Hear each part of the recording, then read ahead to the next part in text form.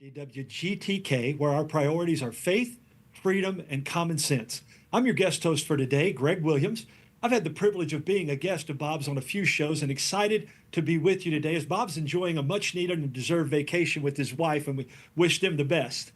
Today, we're discussing a recent piece of legislation where the Kentucky General Assembly overrode Governor Beshear's veto. And that was, as usual, a very good thing. This legislation impacts women, children, marriages, and families, all at the foundation of healthy societies. This and other important related issues on the abortion pill, defunding Planned Parenthood and big abortion, and the congressional budget's role on today's version of Kentucky's Voice. My guest on today's show is also a frequent guest of Bob's on Kentucky's Voice, Miss Adia Wushner. Adia is a former legislator where she chaired the House Health and Family Services Committee, registered nurse, bioethicist, and serves as the executive director of Kentucky Right to Life. Adia is also co-host of Wednesday with Women, with yours truly, our weekly radio and podcast. Adia was heavily involved and very instrumental in the wording of this excellent bill that became law, as well as helping to push it through to become law. It is a powerful maternal and baby health bill, thus the Love Them Both designation. Adia, first of all, welcome, and I want to begin with your background and how that was so important and helpful in shaping and bringing about this excellent law. Your mantra for some time now is that in everything, we are to love them both. Welcome again, and tell our audience more about yourself. Yes. Well, I have the honor and privilege of being a registered nurse, being an OB nurse, working previously in Louisville, Kentucky, and doing many missions in that area, but also serving the General Assembly. So you understand how the sausage is made, as they say, and that's very important. And this was a complex piece of legislation. It really married three pieces of legislation that could have passed and stood on their own and should have. But in the end, the work was to compile them together. Sometimes they call it a Christmas tree. What we want to call this is a very comprehensive maternal health bill that is right for the women in Kentucky. So right that other states are already wanting to model after. We've already had calls to talk to them about what was done right here in Kentucky. Yeah, Adia, and that is powerful. And I said something before, it was poignant, not only your role, but what this bill became. So it's very impressive. The passing of the legislation. So why, and I alluded to it earlier, why the term and the title Love Them Both? Well, often, especially those of us that have been on the pro-life side, and most of those who are pro-life have been hearing it for years, you only care about the child, the fetus, or they would say the fetus. You only care about the fetus, or you only care about a blob of tissue. No one cares about the wife or the mother or the mother or the girl. And so as we look forward, we look at this, we've always cared about both. We've always cared about the protection, even when we could not establish pro-life laws to end abortion in the Commonwealth of Kentucky. We were always working to women's right to know, informed consent, making sure that even when abortion was legal here, that it contained measures that protected the women, informed the woman on this decision she was made, protecting her health with her health in mind. The abortion law in Kentucky right now, the current law for a intentional abortion is a law that says it must protect the life of the mother. It is allowed to protect the life of the mother, but there must be also an attempt to save both the mother and the child. Yeah. So it is thus love them both is the approach that we would always take and have always taken. So it just clears it up. Right. And to your point, Adia, as the other side has often said, you only care about that baby, or again, as you said, the fetus or the blob of tissue, but not the mother. This really is, while it does help protect the lives of the babies, it really is a strong maternal health bill. Tell our listeners or viewers about that. Well, it's again, a collaboration of three bills. And let's start with the foundation bill that's there. And that was House Bill 90. It also had a companion in the Senate called Senate Bill 17. It's been out there for a couple of years. The issue's been vetted, and that was having freestanding birthing centers in the Commonwealth of Kentucky, and things like, Kentucky has CON laws. There was a lot of things to work out over the years to get everyone on board, just to pass that, get the hospitals on board, get the doctors, make sure that there's transfer agreements, which when there were abortion facilities, we always want to make sure if a woman, even if we weren't for abortions, this is different, but there was a transfer agreement with a healthcare facility. So on the birthing centers, they give women and families a choice. If they don't want to deliver in a and they have a very uncomplicated pregnancy, and they want to deliver in a birthing center, similar, a little bit softer environment like home than birthing centers. One of the things that's always been a provision when these bills were proposed on the birthing center that we work with, that they would never perform abortions in those facilities. So that was one component of the standalone bill. So let's part A. Then came part B, which this year was House Bill 414, sponsored by Representative Tate, and who co-chairs the pro-life caucus.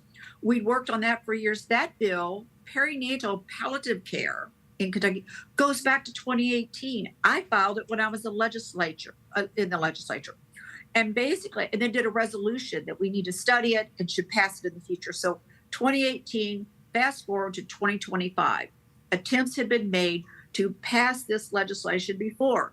That includes that there are several facilities in hospitals in the state that offer perinatal or grief counseling.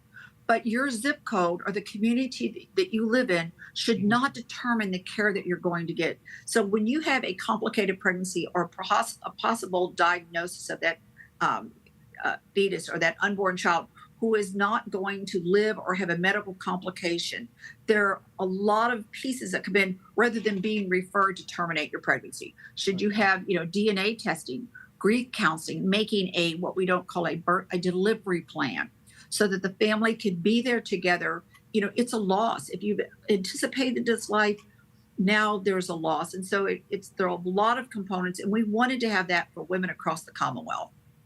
Yeah, and that's excellent. We're going to go into that more detail in our next segment.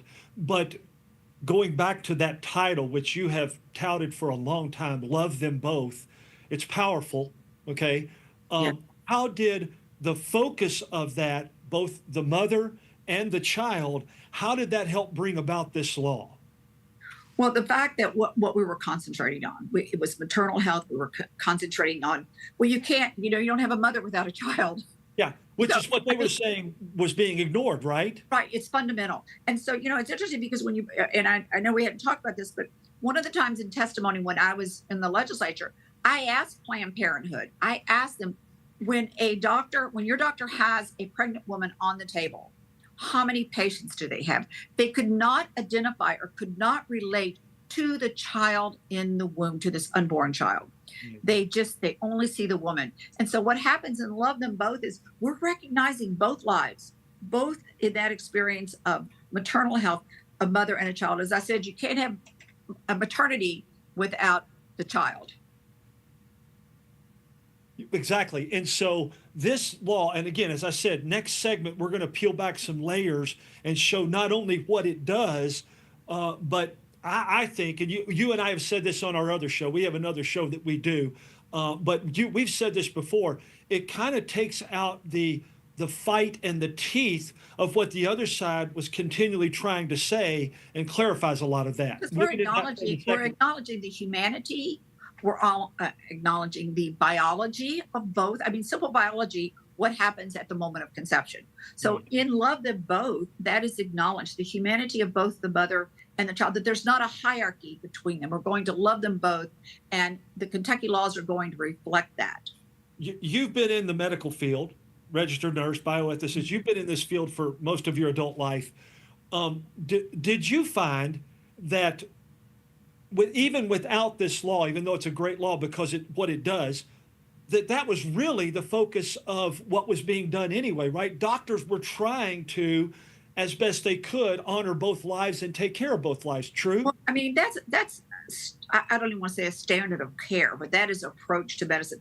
Unless you're an abortionist, unless you do not, that is your business. You are part of the abortion cartel, the part of that industry that believes that this is not a child, that does not want to acknowledge a child, and you're only focused on the woman and what she wants. It's a very selfish industry based around the need or what they perceive or what they market as the need for one person. I mean,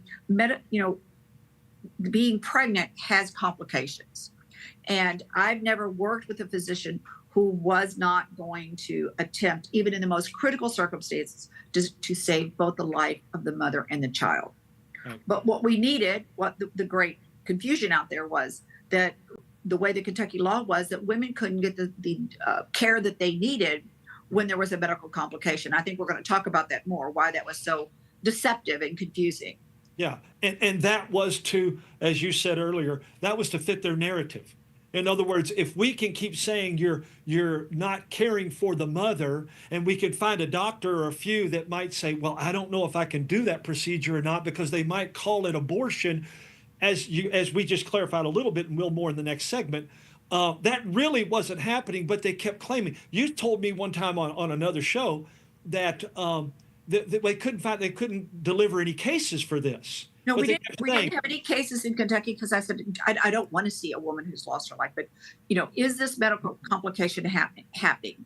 But it was sort of a lot of fear. A lot, we can't take care of miscarriages. So the other component of the bill is that clarification of what and basically what an abortion is not in the Commonwealth of Kentucky, what an intentional abortion is.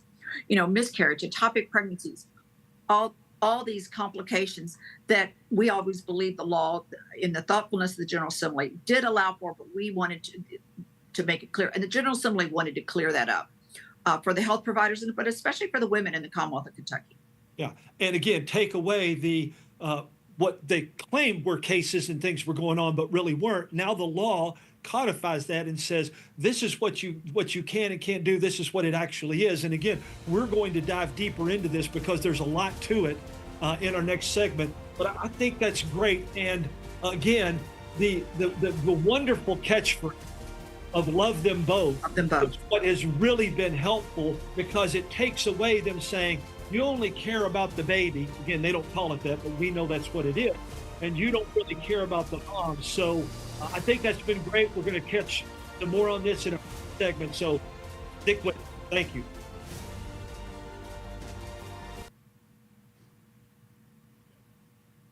Oh, God.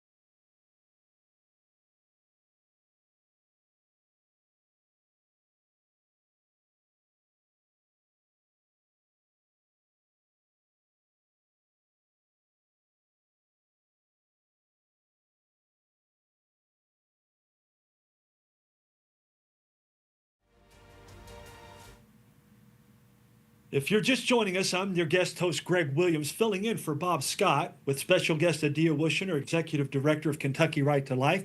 Thank you, listeners and viewers, for joining us. For decades now, liberals and abortion proponents have used pre or perinatal diagnoses to determine any potential birth defects, and then basically advise for abortion and or care little for the mom and a baby with any such diagnosis. Down syndrome is probably the one we're most familiar with. With that, there has been very little care, if any, for these babies who have died in the womb or even been delivered and then passed shortly thereafter.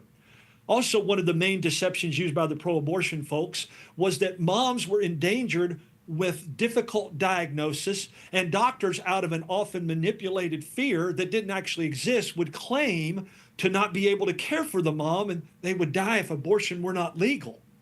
There are no cases presented in Kentucky, just hypotheticals. So with that, check out this clip. Hey friends, David Walls here, Executive Director of the Family Foundation. I'm here at your Kentucky Capitol with just a brief update. We were excited, blessed to be able to attend a ceremonial bill signing today, hosted by our friends at Kentucky Right to Life for House Bill 90. Important pro-life bill that passed this past legislative session that added important clarity to Kentucky's existing pro-life laws to ensure that preborn babies continue to remain protected, but also provide some important clarifications as it relates to the health of mom. It also included some legalization of freestanding birthing centers, and so we were excited to be here with a number of legislators and again to celebrate the ceremonial signing of that bill. We want to thank you for engaging with us this legislative session, helping encourage your legislators to support this important legislation as well. Well, that summed it up. So we've talked about in our first segment, we're going to go into more detail on these. You talked a little bit about it, but let's start with the perinatal palliative care and how it is addressed in the law. Well, it brings much clarity. First of all, that was a celebration. We had such a celebration and for those that weren't there, the Capitol was filled to capacity, standing room only, and somebody said, I said, only God could have brought everyone together like that. So really amazing. But perinatal palliative care is very important because, as you've already spoken about, and a little bit earlier, with whether it's, although we have a law that says there's non-discrimination, well, we protect life. There's no abortions in Kentucky, but, getting to that point, you keep chiseling away over the years, non-discrimination abortions, that you can't terminate the life if a child is diagnosed with the renders on sex or a diagnosis of Down syndrome. So that was already in law. But, now that there are not legal abortions except for the life of the mother, there's still, children are conceived and come into being with sometimes very serious medical complications. Some of them are genetic in nature. They're chromosomal, trisomy 13 and 18, particular heart defects, anencephaly, where a child may not have a fully formed brain. And so because of modern ultrasound, when those detections are made early, and the saddest story was knowing that we had, a couple years ago, I got a call after abortion wasn't legal here, and it was a woman, she was very angry. And she said, I had to go out of state to terminate my pregnancy because my child they told me wouldn't have a brain. And I went out of state. I have nothing. I don't have a blanket. I don't have a lock of hair. So she traveled out of state. That should have never happened. With perinatal palliative care, that mom or couple being referred to a program like that has a whole team that comes alongside of them. First thing you ask yourself with the diagnosis is why. So do you want genetic testing? So it offers that you don't have to take anything, but they offer that. But also to make a plan so that there's a bereavement plan as much as they want, involvement of their pastor or another family that has had that very same experience. Every woman, our feeling is every woman and every family in Kentucky should never have the experience of that mom, the heartache. Her anger wasn't because abortion wasn't legal here. Her anger was because of the pain that she suffered, and she had nothing to hold on to. And being a former labor and delivery nurse and working in grieving and loss, sometimes it's just, no matter how complicated that loss may be and how tiny, sometimes it's just having the opportunity to hold on to something from your child. Absolutely. And that's why it's such a beautiful piece of legislation. For that reason only, I can tell you two quick stories. One of the most difficult things I ever did was one of the people that worked for me, Adia, when you and I connected, when I did the sexual risk avoidance program, his wife, their baby passed at 37 weeks in utero. And I did the service for that. And it was very difficult, but very beautiful to be able to honor that life. And then the second one is my sister was born with brain damage, hydrocephalic. And in 1965, she will turn 60 years old next Tuesday. And if it had been in 73 or later, I promise you they would have done everything they could to try and push my parents to abort her. And I don't know what life would be like without her. She's such a blessing. The blessing to your family. Yes. Amen. And Amen. all of these lives that, those that are lost, that they leave, they echo a page in the memory of on. So imagine if your memory book or your family album or the heart of your family was just blank, where little lives might have been.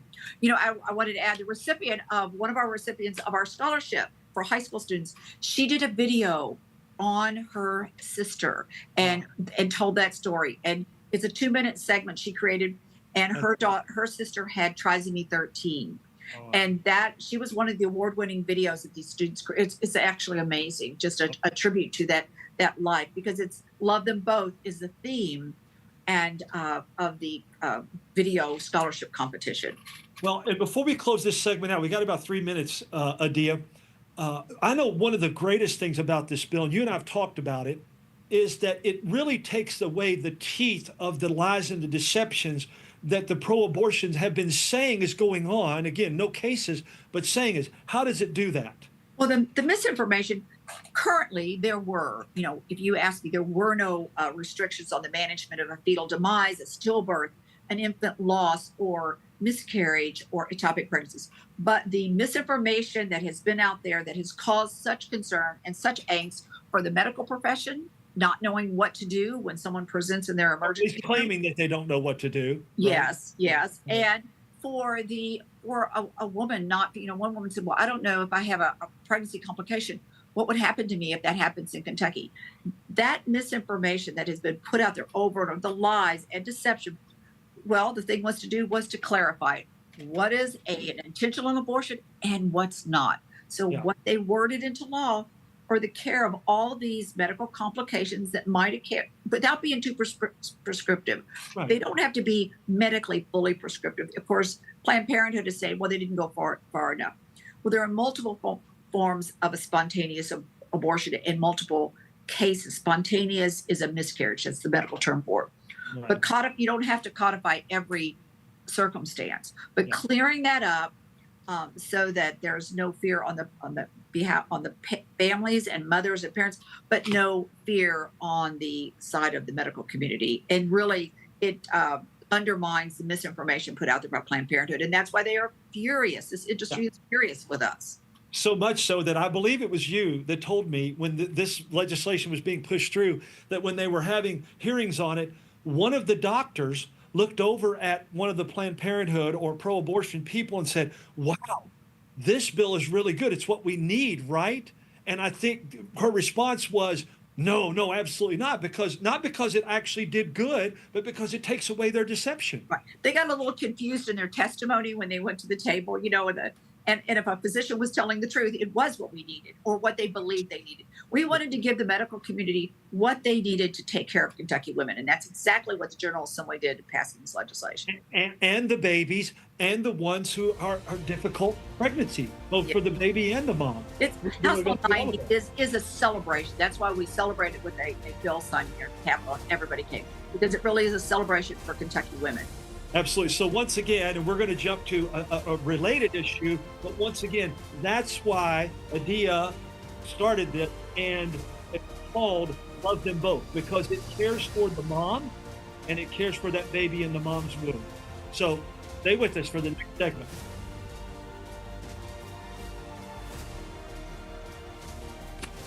All right. No clip on this one. I just do a lead in.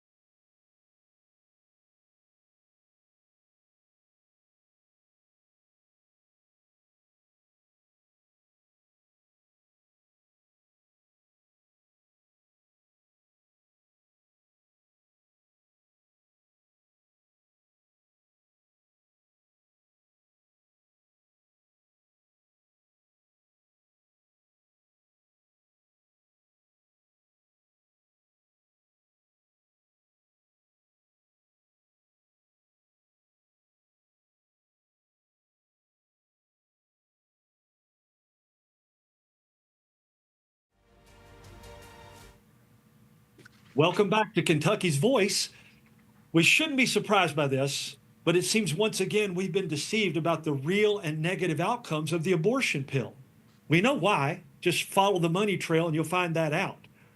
This newest study by the Family Research Council really sheds light on the injurious effects of the abortion pill. So we welcome back our special guest, Adia Wushner. Adia, what does the report coming from the Family Research Council reveal? Well, it reveals what we've always known. These pills are not, you hear every time you turn around, someone say, oh, it's just like taking a Tylenol. I'm not advertising for Tylenol. It is not as safe as Tylenol. And we've known that. I mean, Kentucky knew that well. I mean, the country knew that well. FDA knew it well when these pills first came in, came over in the Clinton administration, and they were brought into this country and touted as, these would be safer, they could early terminate pregnancies. And so let's go. In the very beginning, the restrictions were 16 weeks, so they moved it to 12 weeks. But the FDA, you had to have 3 visits. One when you first met the physician, one is your follow-up, and then a follow-up weeks later to make sure that the contents, I mean, this is very sad, but I'm speaking to this factually, the uterine contacts were, there wasn't an infection or anything going on. That was the way they began. Then, they whittled down a little bit more and whittled down a little bit more. What brings us to where we are today? Then under COVID, it was suggested that, well, they're not going to be able to go, then they could be sent through the mail. Well, the Kentucky legislature, and I have to give credit to, we worked closely with Representative Tate in a very comprehensive bill, recognized that. We were hoping, we knew the FDA was going to, we wanted them to restore the protections. We figured they're called REMS, they were going to do away with them, and they did just that. But in 2022, the Kentucky legislature included that, remember, abortions are still legal. The Dobbs decision hadn't taken place when they're voting.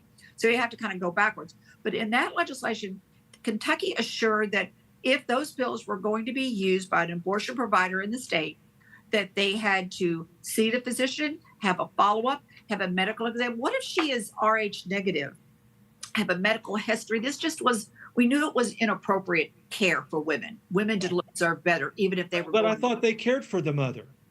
Exactly. So this great lie has just been perpetuated even more. So that bill passed in Kentucky, and of course we had litigation. We were in the courts. Then Dobbs happened. But Kentucky's been concerned for a long time. We've all been concerned about the safety of these pills. Now we know that even though abortions are restricted in Kentucky, the industry is pumping these pills in from all over the country, even though you're not supposed. So we know that's taking illegal. Right. It's gone from 40% to 50% to maybe 60. I've seen a report that says it's probably maybe as much as 72% of the abortions taking place. So what just came out, though, was a report affirming what we've always said. Well, first of all, these are not, healthcare does not kill people, and abortion pills kill unborn children. Yeah. So, if you're asking me as a nurse, as a bioethicist, this is not healthcare to begin with. This is not medicine. This is not how we practice medicine, giving you a death pill. But then it goes back to the safety concerns. Yes. So when they first did the studies, they indicated that they were, safe for women, and they kept touting that. That's why they could go through the mail. I think the numbers were like 0.5% of the women that take this are have an adverse negative outcome, right? It was exactly that. But what just came out sharply contradicts and how serious this is, that there are actually approximately 22% times more frequently adverse. Right. So look at the 0.05%. So instead of 1 out of every 200 women that have an adverse effect, it's about 11 out of 100. And that seems small, but every life that has that adverse effect. Well, and they are experiencing sepsis, infection, hemorrhage, other serious side effects. And the saddest part is that these, young girls are terminating the lives of their child. They're taking medication that's going to impact their women's very life, in their dorm rooms, in their hospital, not in a hospital, not in a healthcare facility, in their dorms, in their bedrooms, and in their bathrooms. And, you hear one story after another. Since the abortion pill has been legal this way and being mailed and sent and pushed into the homes of Kentucky girls and American women to this extent by this industry, by an industry that cares nothing about women, that we've seen a 500% increase in emergency room visits. Now, no one comes in and says, oh, I took an abortion pill. So we know, and I was talking to a doctor in another part of Kentucky about the increase. You're going to see more miscarriages come in. They're not often going to tell you why they're having a miscarriage, or they're going to have bleeding, or they may wait and now they're running a temperature and they're septic. So very sad, very sad. So, but the report reveals the truth, reveals what we've always suspected and really always known. Yeah, 22 times more than what they have regularly reported. Yes. That's an overwhelming number in and of itself, that they would excuse 10 people out of every 100 that are having these adverse effects and not report them. Or so where's the caring about young women and girls? Where's the caring? This that says we care, and that's what I often say. Where's the caring? This is an industry that is about profit and money and funding, but the caring, because they're not there. And I've often said this, even when you and I were working together many years ago. Where is Planned Parenthood in the abortion industry, or health departments when because we were fighting the RU 486 back then in public health departments? Where are they when a young girl comes in, perhaps she's been sexually active, she not only is pregnant and they're ordering these medications for her that are not medicine, but deadly pills, and also perhaps has a sexually transmitted disease. Where are they in 10 years or 12 years when she's experiencing infertility and her heart is broken as they're trying to have a child? So there are long-reaching complications from this. And every one of those couples, Adia, that I've dealt with over the years, it is truly heartbreaking. They are in tears, they are hurting, and oftentimes it's not even been explained to them why. There's another side of this, though, Adia, and I know you're on top of this. RFK Jr., Health and Human Services. All right. He has said, since this Family Research Council report came out, that they're going to take an in-depth look at this.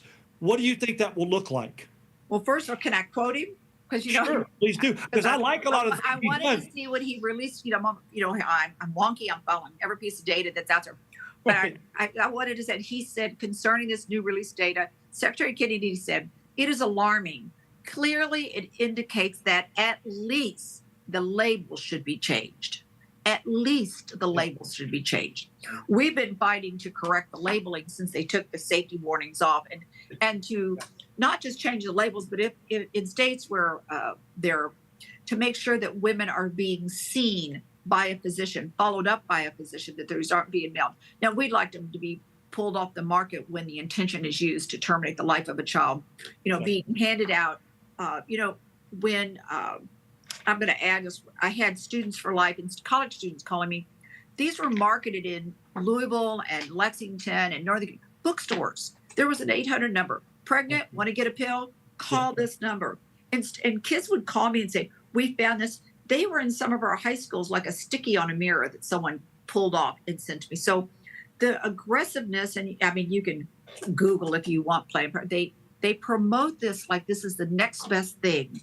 And so it's so deceptive. We talked about deception before. This is so deceptive for the very young girls and women we claim to care about. And Adia, I said this earlier in the show, but if you follow the money, you find out why they're doing it.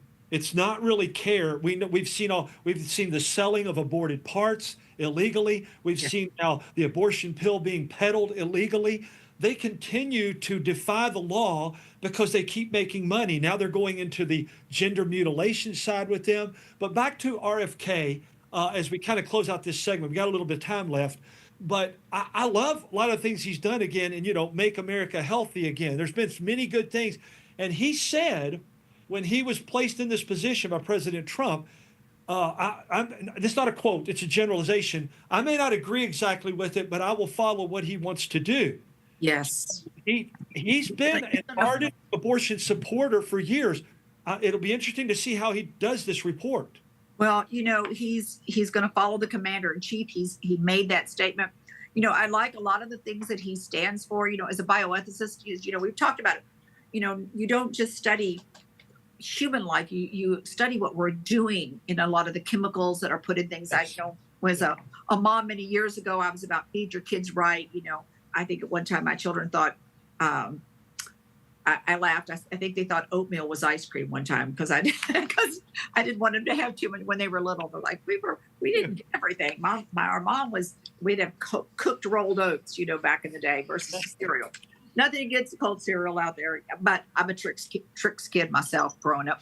But I think looking at food additives and how he's so if he applies that to these chemicals that are Yes. promoted and sold by it and pushed by an industry on very vulnerable young women who often find themselves at a time where they don't know where to turn. And this looks like take a pill, take two pills, You'll take be this okay. regimen. Yeah. It's an Call me easy. in the morning, right?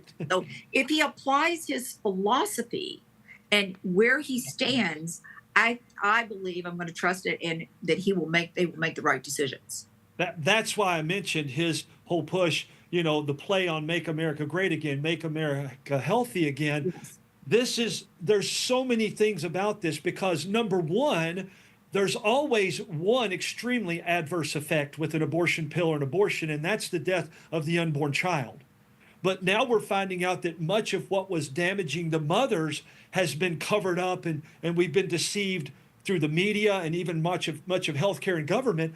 That seems to be changing. So I hope, to your point, that he will follow his mantra and what he said and stick with it. Even if he doesn't align with us fully with the heart of children and the dignity of every life, we know what he thinks about, as we just talked about, the environment. So let's talk about the hormones and the remains of children impacted by these very strong chemical agents going into the municipal water supply. So, I mean, it's a different approach, but I think all of those things are part of how he looks at our culture and what's happening in America. And hopefully these findings, which are very powerful and Yeah. poignant, they will help him align with that and say we need to watch that and make sure we're staying healthy with Because that. he doesn't want to poison American people. We know Right. that. And Right. so this is a poison that is given to young girls. Yes. And here's one thing I'd say as we close this segment out. We got about 30 seconds, Adia. Um, I think we do need to be careful with RFK that he doesn't get swayed by those who say, well, you do a study and tweak the findings and make people think it's not as bad as it is. So I think we do need to be careful about that as we close this We segment don't need to drag this out. We need to Right. look at the numbers we've got and make some changes. Exactly right. Next segment, we're going to go deeper into this idea of defunding big abortion. Stay with us. Thank you.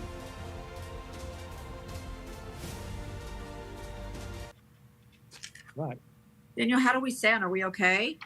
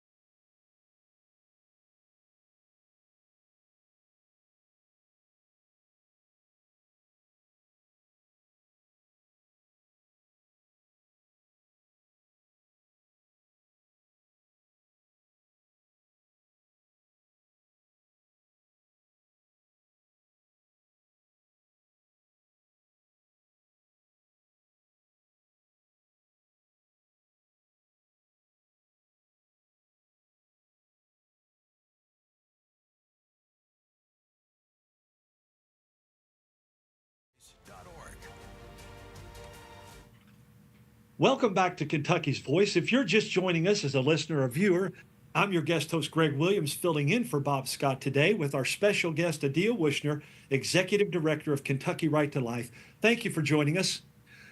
You know, we've been talking about legislation and abortion and Planned Parenthood and some of these things. And I have to say this, Planned Parenthood and related or similar groups, Planned Parenthood being the largest, have fought and lied every step of the way to continue these abortion mills and now gender mutilation under the guise of health care.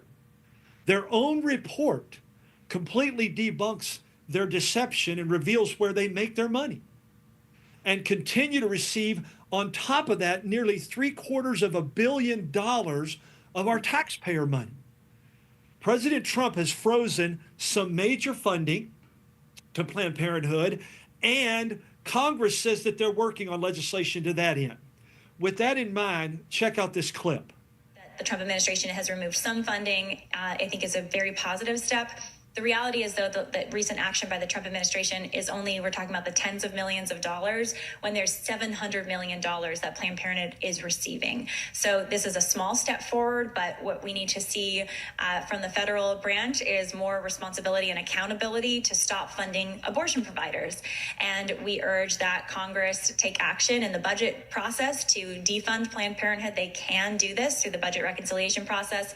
And we urge that, President Trump do an additional executive order to declare that no federal money can go to abortion provider.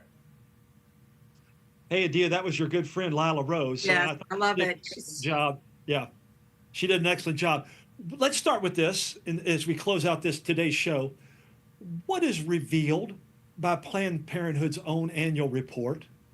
Well, an annual report for any industry, any business, reveals, where the money comes from, and what it revealed was, of course, they've $2.2 billion in revenue that they bring in every year. Yeah. And the great proportion that comes in from taxpayer dollars.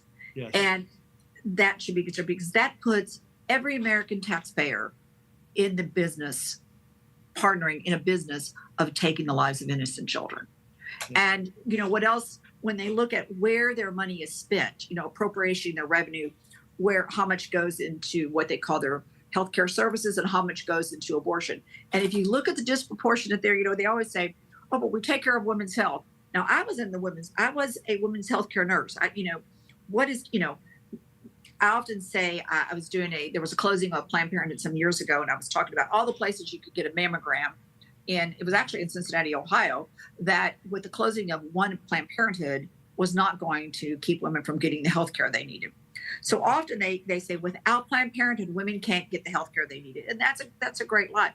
So basically, it proportioned for every one woman, put my hands down a little bit because I'm waving them around here, but with every one woman who's receiving care, 57 lives are being lost by abortion.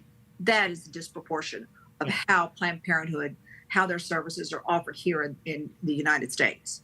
And Adia, I think I'm right on this. I don't have the report in front of me, but you and I and our friend David Walls and I have talked about it as well. You guys have talked about it. I think they continue to claim, well, we care about children and we do adoption, everything. I think it's one adoption for every 187 abortions. Exactly. So look at their numbers, their real numbers, they're doing, what they're doing. So this isn't about healing. This isn't about healthcare. This should grieve our hearts, because this is about the loss of a child, and it is about the wounding of a mother. And, we talked earlier on the show about love them both. This is not loving them both. It is not the care that is offered. It's not care. It's not healthcare that is offered by Planned Parenthood. And I would say this, it's not health and it's not care. No. And it's not hope. It's not, it doesn't, they're the hope of young women. It is not hope. Not at all. What do you see, because I know you follow this, you mentioned this earlier, you follow all these things because of what you do. What do you see with regard to Trump's freeze? He can only do so much, and he's made a promise to do it. What does that entail regarding defunding Planned Parenthood / big abortion? Okay, let's kind of talk. Being a former legislator, we'll talk about that. Government, and you can sometimes do things through the budget. When we do something in the budget here in Kentucky, it's good for 2 years. Right. So I'm saying that, as we know, if we want it to be permanent, you have to codify it. Right. So when It's make President it law, right? right, so that it codifies into law. Thank you for. I know sometimes I use our I do too. jargon. So when President Trump in his first term, he did just that. He froze the funding going into Planned Parenthood for abortion services. But what happened after he was no longer there? Fast forward, they quickly unfroze that money. And Planned Parenthood tried to be kind of crafty, like they tried to separate the hallway, so their centers stayed open. And so he gave us money for healthcare over here. We still got that money, but we'd not getting money for abortion. So we'll divide the hallway from our services. I'm giving this as kind of an example of how they did it. Right. It's where we're doing abortion care. But that was quickly restored, when the next administration came in. So two things need to happen. It is this, the big, wonderful bill, big, beautiful bill that's out there includes, and that's before Congress right now. I know they're hoping to vote on it to get a final vote out of the House before Memorial Day, but that includes or no funding. Let's just say defunding or no funding.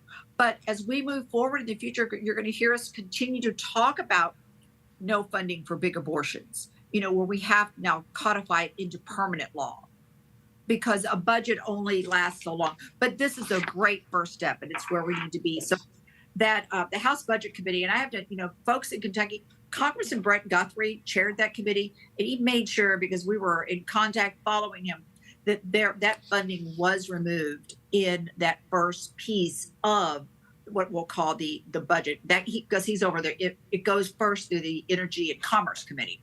Right. So then it moves on now to a House floor by Congress, and so they need the votes to now move it forward. I understood that President Trump was actually going to visit the House or visit Congress today to try to get all of that bill moving forward, so that it could, it's a process that it has to go to the Senate. So we're stuck. I don't know what's happened since we've been on air, if there have been any votes, but I know he was making a visit to personally speak with Speaker Johnson and members of the U.S. Congress. And Speaker Johnson, I saw yesterday that Speaker Johnson said that he promised that there was going to be a passing of this bill. And you've mentioned it as the budget. Some people call it reconciliation. Some people combine the word and call it the reconciliation or the budget reconciliation bill. Let me ask you this. If they codify the defunding of big abortion, right, Planned Parenthood and others, if they codify that in the reconciliation budget bill, does it only last until the next reconciliation, or does it stay, or just the budget keeps getting? Because it's a funding bill. It's the machine that funds this. So yes. What we need to do is to, like the Hyde Amendment has to be reaffirmed every time. Right.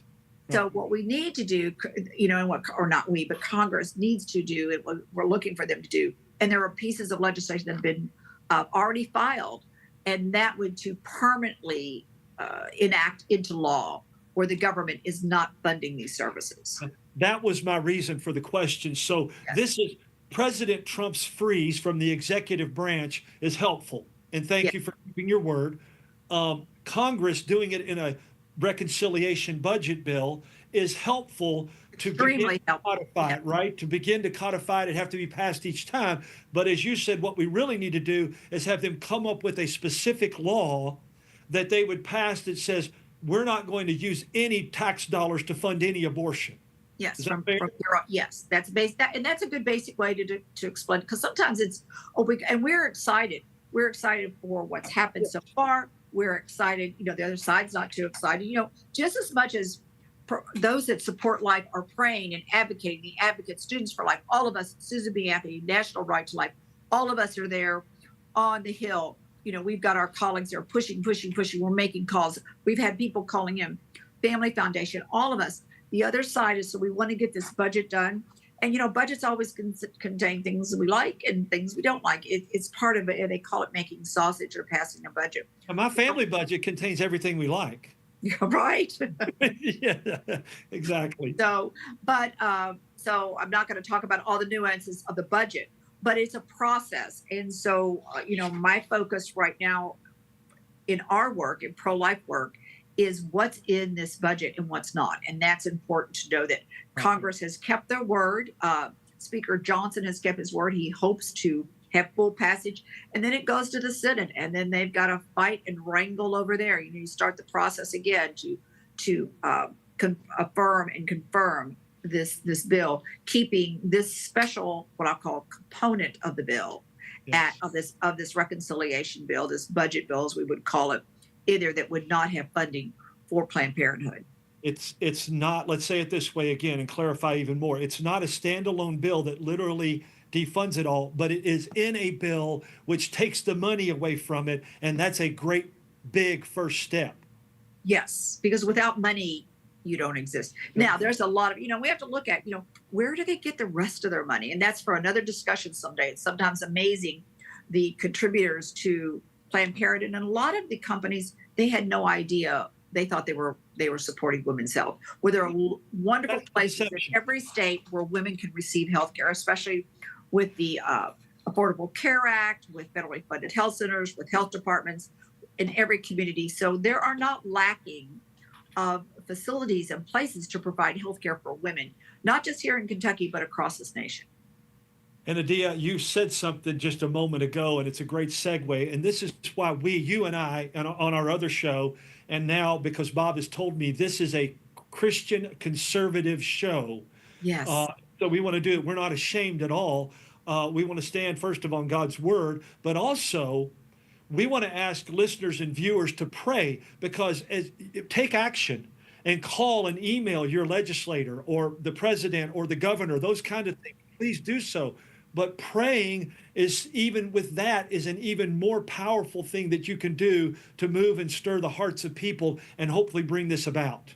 Yes, please pray. I mean, we know just on House Bill 90, going back to the fruits of prayer in this last session. Oh my, it was really miraculous. It was